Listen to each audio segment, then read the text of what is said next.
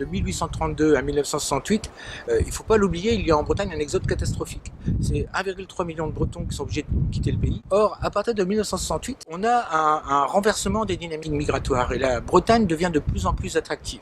Elle a gagné depuis lors plus de 500 000 habitants et jusqu'à gagner plus de 50 000 habitants par an. La Bretagne est dynamique et est une des régions les plus attractives aujourd'hui de France. Ces dynamiques n'ont pas été identiques partout, bien entendu.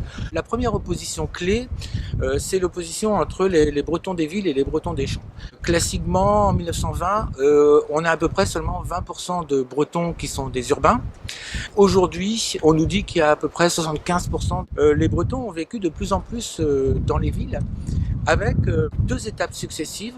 La première, c'est ce qu'on appelle celle du bourrage, à une époque où les gens n'avaient pas d'automobile, ils s'agglutinaient dans les centres-villes. Après, évidemment, avec la diffusion de l'automobile, c'est le phénomène de périurbanisation. Deuxième élément qui est clé, c'est une littoralisation de la population bretonne.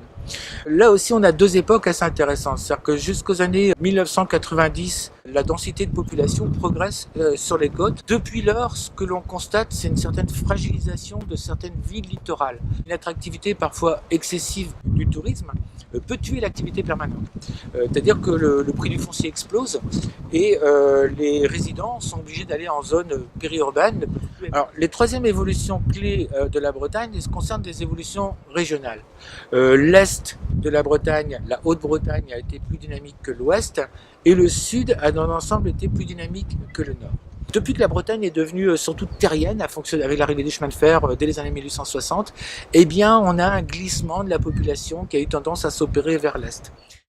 Un point qui, pour moi, est l'élément clé de la Bretagne, c'est l'importance décisive d'un maillage. C'est la grande originalité bretonne, avec des groupements d'habitats de toutes les dimensions. Ça va de la ferme isolée à des hameaux de 10, 20, 30, 40 personnes, jusqu'à des villages, des bourgs, des petites villes, des villes moyennes extrêmement nombreuses. C'est la région en fait de France qui est la plus originale pour la densité et l'équilibre de ses bassins de vie. C'est-à-dire qu'on a en fait des bassins de vie plus nombreux, plus denses, plus petits.